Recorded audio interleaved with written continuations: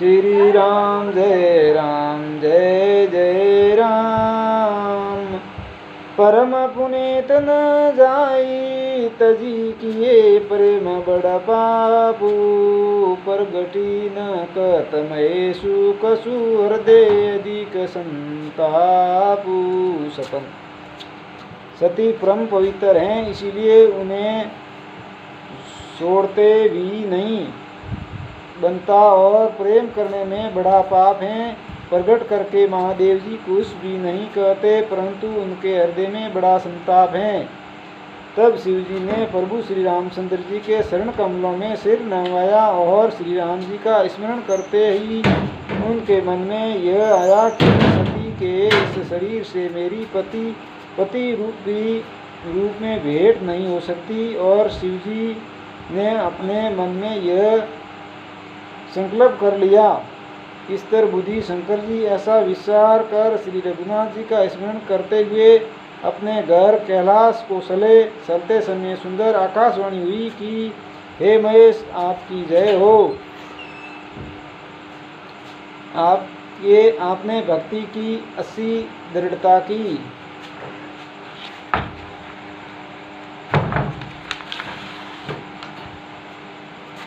आपको छोड़कर दूसरा कौन ऐसा प्रतिज्ञा कर सकता है।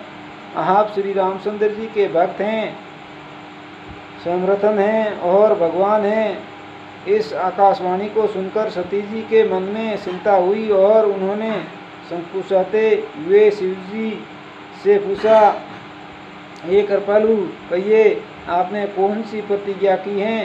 हे प्रभु, आप सत्य के धाम और दीन दयालु हैं। यद्यपि सती जी ने बहुत प्रकार से पूछा, परंतु त्रिपुरारी शिव जी ने कुछ न कहा।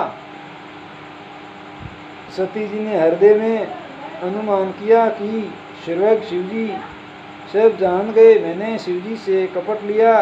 स्त्री स्वभाव से ही मूर्ख और बेसमझ होती हैं। प्रति की सुंदर रीति देखिए कि जल भी दूध के साथ मिलाकर दूध के समान भाव बिकता है, परंतु फिर कपट रूपी खटाई पड़ते ही पानी अलग हो जाता है, दूध फट जाता है और स्वाद प्रेम जाता रहता है। अपनी करनी को याद करके सती जी के हृदय में इतना शोष है और इतनी अपार चिंता है कि जिसका वर्णन नहीं किया जा सकता। उन्होंने समझ लिया कि शिव जी कृपा के परम अथाव सागर हैं। इसे प्रकट में उन्होंने मेरा अपराध नहीं कहा। शिव जी का रूप देखकर सती जी ने जान लिया कि स्वामी ने मेरा त्याग कर दिया और वे हृदय में व्याकुल हो उठी। अपना पाप समझकर कुछ कहते नहीं बनता, परंतु हृदय भीतर ही भीतर कुमार के आवे के समान अत्यंत जलने लगा है। कुमार के आवे के मतलब कुमार मटकियों और लगावे नहीं अग्नि आवाज जो जलने लगा। वरस केतु शिव जी ने सती को चिंता युक्त जानकर उन्हें सुख देने के लिए सुंदर कथाएं कही। इस प्रकार मार्ग में विविध प्रकार के इतिहास को कहते हुए विश्वनाथ कैलाश जा पहुँचे। वहाँ फिर शिव जी अपनी प्रतिज्ञा को याद करके बड़ के पेड़ के नीचे पद्मा आसन लगाकर बैठ गए। शिव जी ने अपना स्वाभाविक रूप संभाला और उनकी अखंड और अपार समाधि लगा गई। सती ही बसई कैलास तब अधिक सोसु मन माई। मरमु न कहूँ जानक सुजुग समधि वस सिराही। 58। तब सीता जी कैलाश पर रहने लगी। सती जी कैलाश पर रहने लगी। उनके मन में बड़ा दुख था। इस रहस्य को कोई कुछ भी नहीं जानता था। उनका एक एक दिन युग के समान बीत रहा था।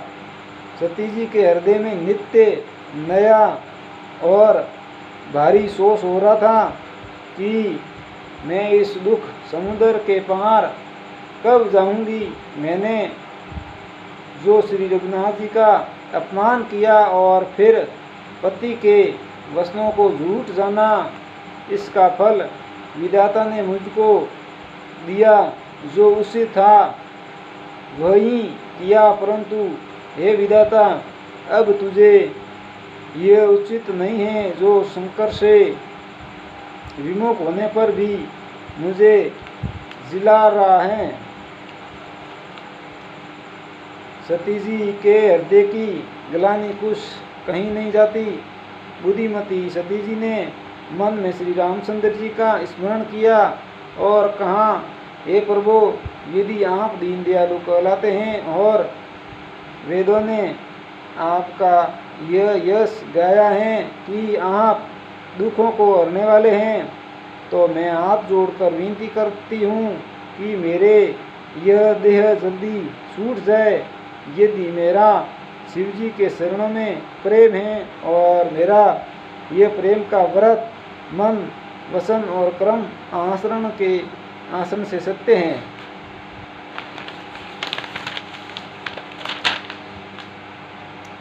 तो शब्दरसी सुनिया प्रभु करूं सो बेगी उपाय। ओई मरनु जई बिनई शर्म दुस विपति आई। गुसाट। श्री राम जय जय राम। मंगल भवन मंगल हारी, दशरथ जय अरज बिहारी। श्री राम जय जय सीताराम।